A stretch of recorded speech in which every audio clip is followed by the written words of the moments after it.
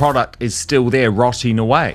And you'll note, Lady C, this claim that all of that product, which literally has expiration dates, was worth keeping stored up because at some point they were going to launch international sales. Well, that still hasn't happened, has it? The official explanation for the reported $21.8 million worth of unsold inventory sitting in a warehouse is already facing serious questions.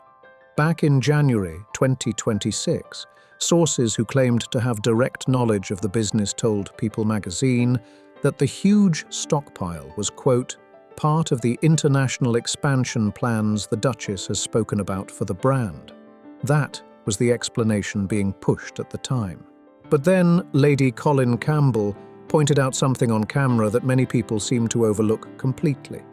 According to her comments, products like jam, honey, spreads, and other food items cannot simply be shipped from the United States into foreign markets under the exact same formulation and expect automatic approval.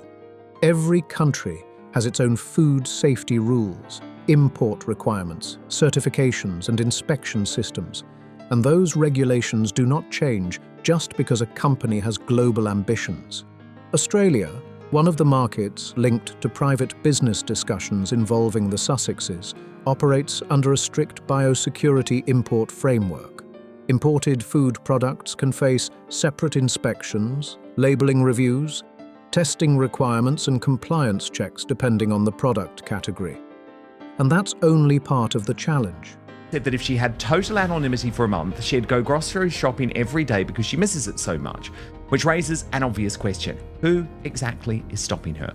Because if the concern is overwhelming public attention, where is the evidence of it? The FDA's export certification program for human food covered just 6 destinations as of 2024: Chile, China, the European Union, Saudi Arabia, Taiwan, and the United Kingdom. Australia was not included on that list. On top of that, the European Union has additional food compliance requirements, while Japan may require specialized testing certificates for certain imported products. South Korea, for example, requires product documentation and labeling in the Korean language before many food items can enter the market legally. And that's just one requirement in one country. The reality is that every international market comes with its own set of regulations, approvals, and compliance hurdles. Expanding a food brand overseas is not as simple as placing a new shipping label on a box and sending it across the world. Moving products like jam from a California warehouse to foreign store shelves can involve new certifications, updated labeling, formulation reviews, regulatory filings, and additional compliance checks for each market being targeted. People who work in food exports already understand how complicated this process can be. That's why some critics question whether the international expansion explanation fully accounts for such large inventory numbers. They argue that entering new markets often requires substantial preparation and, in some cases, major product adjustments before sales can even begin. What makes the timeline stand out even more is the reported gap between the claim that the inventory was obviously part of our expansion plans and later statements suggesting that no final decisions had been made regarding international expansion. The country has its own food regs, and it can't happen. You can't import food or I should say, you can't export food from one place all over the world because each place has different rules and regulations. That contrast has fueled even more debate. This video examines 4 key questions: why the warehouse inventory remains so large, what challenges international expansion may face under current product requirements, reports about growing financial pressure, and why the children appeared in the jam promotional video. These points have sparked discussion because many observers believe they may be connected in ways that have not been fully explored. So why has this story suddenly gained so much attention? Because the timeline now shows a contradiction that critics say is difficult to ignore. Once the sequence of events is laid out step by step, the questions become much harder to dismiss. On January 6, 2026, a reported glitch on the As Ever website caught the attention of online users. According to posts shared on Reddit, people discovered they could place unusually large quantities of products into their carts, which allegedly revealed inventory figures that were not intended for public view. The reported numbers quickly spread across social media and sparked intense discussion. The figures being circulated were eye-catching. Roughly 220,000 jars of jam, 30,000 jars of honey, 90,000 candles, 80,000 tins of flour sprinkles, and 70,000 bottles of wine. The claims quickly went viral, putting the brand under a spotlight. You see multiple security escorts walking Meghan Markle to her seat at a Balenciaga show, and it creates a very different impression altogether. In a room full of celebrities with far bigger global profiles, people start wondering whether the security is really the protection or whether the optics have become part of the image itself. Soon after, an explanation appeared in People magazine. The message was confident and direct, stating that the remaining inventory reflected a business performing strongly. It also included the statement that large stock order was obviously part of the international expansion plans the Duchess has spoken about for the brand. The wording gave the impression that international growth plans were already established and moving forward. Then came another twist. On March 9, 2026, ITV News reported that Meghan's trip to Australia included private business meetings related to potentially expanding As Ever into international markets. As the story gained momentum, attention shifted to a new statement issued through a spokesperson, raising fresh questions about how the expansion plans had been described just weeks earlier. Then came the statement that intensified the debate even further. A spokesperson reportedly said, "This is speculation. No decisions have been made about when or where international expansion might take place." That response immediately drew attention because it appeared very different from the earlier explanation that inventory was obviously part of the international expansion plans for the brand. Critics pointed to the contrast between the two statements. In their view, what had previously sounded like an active and established expansion strategy was now being described as a possibility with no confirmed timeline or destination. 1 month she made $19,000 or something. Well, I mean, do the math on that. I mean, the woman has no idea about commerce. The inventory figures being discussed had not changed, yet the explanations surrounding them appeared to shift, leading to fresh questions and increased scrutiny. The timeline becomes even more interesting when looking at public trademark records. Reports indicate that As Ever trademark applications in Australia were filed with the Australian Intellectual Property Office in September 2024 and later approved in June 2025. The filings reportedly covered a wide range of categories, including skincare, candles, clothing, jewelry, homeware, podcasts, yoga straps, and pet-related products. Those filings were in place long before Netflix reportedly exited its equity position in March 2026. Because of that timeline, some observers argue that international brand planning may have been under consideration well before later. Public discussions about overseas expansion began attracting major media attention. One detail that often gets overlooked is the difference between a trademark and product approval. Registering a trademark in Australia does not automatically authorize a food product to be sold there. Those are two completely separate processes with different requirements and different regulators involved. A company can secure ownership of a brand name in multiple countries and still face restrictions on selling food products until all local regulatory requirements have been satisfied. The trademark protects the brand identity, while food certification and import approvals determine whether a specific product can legally enter and be sold in that market. I discovered that Meghan, before she was famous, used to issue diktats to film people and PR people that she needed to be checked into a hotel under a nom de plume because she couldn't go under her real name. They serve very different purposes, and understanding that distinction is important when discussing international expansion plans. Now, let's look at the sequence of events that has generated so much discussion. On January 6, 2026, following reports of a website glitch that allegedly exposed inventory figures, an explanation was provided through sources said to have direct knowledge of the business. The response projected confidence and included the statement, "It doesn't take a genius to work out that what is left points to a company doing extremely well." That large stock order was obviously part of the international expansion plans the Duchess has spoken about for the brand. At that point, the wording suggested that international growth plans were already a clear part of the strategy. Then, roughly 8 weeks later, on March 9, 2026, a different message emerged through a spokesperson speaking to US Weekly. The statement read, "This is speculation. No decisions have been made about when or where international expansion might take place."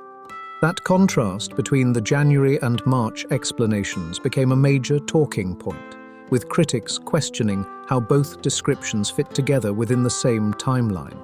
The discussion becomes even more complicated when looking at how the brand's messaging evolved.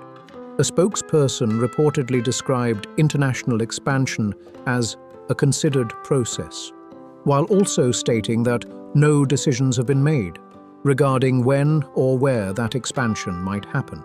Critics have focused on that wording because it appears difficult to reconcile with earlier claims that inventory was obviously part of the international expansion plans already associated with the brand. Some observers argue that if plans had simply changed between January and March, the response could have been framed that way. Instead, attention has centered on the use of the phrase, "This is speculation," which led some commentators to question how firmly established those expansion plans were at the time. Throughout the debate, one thing remained unchanged: the reported inventory figures and the warehouse stock being discussed. What shifted was the explanation surrounding those numbers, and that became a major point of controversy. So Netflix has not achieved that. She is trying other avenues. And we're not talking about walking onto the set of MasterChef Australia as if she were the resurrected Julia Child. No, we're talking about playing her Joker, the card up her sleeve that she has reminded us many times is off limits. Another issue raised by critics involves the regulatory challenges of selling food products internationally. Lady Colin Campbell summarized the concern during a public discussion, noting that different countries operate under different rules and regulations for imported food products. Australia, for example, manages imported food through frameworks that include the Imported Food Control Act 1992 and the Biosecurity Act 2015, creating additional compliance requirements for overseas brands seeking entry into the market. The regulatory hurdles become even more significant when examining how imported food products are handled in different countries. In Australia, food intended for sale must comply with biosecurity import requirements and meet the standards set out in the Australia-New Zealand Food Standards Code.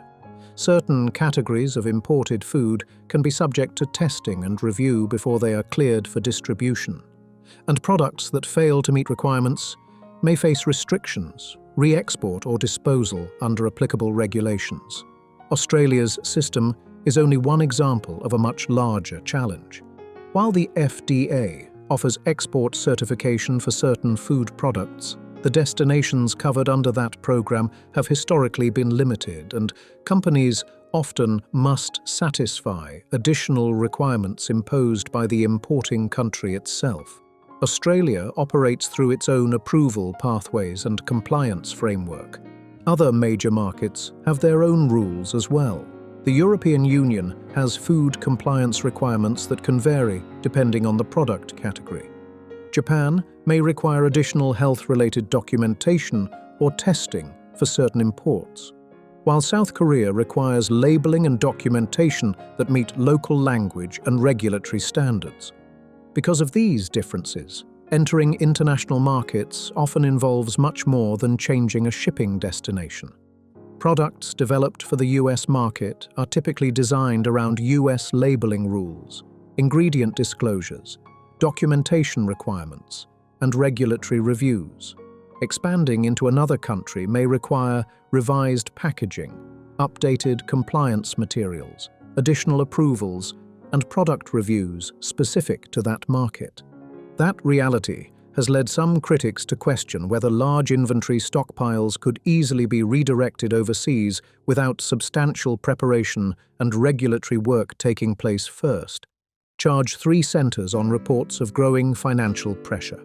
According to a report from Radar Online citing unnamed insider sources, Harry was said to be concerned about the rising costs associated with ambitions to expand the brand internationally.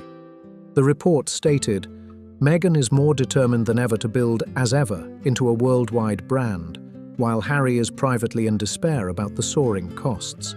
As with all anonymously sourced reports, these claims remain unverified, but they have added another layer to the ongoing discussion. If international expansion is being seriously considered, the potential expenses can add up quickly.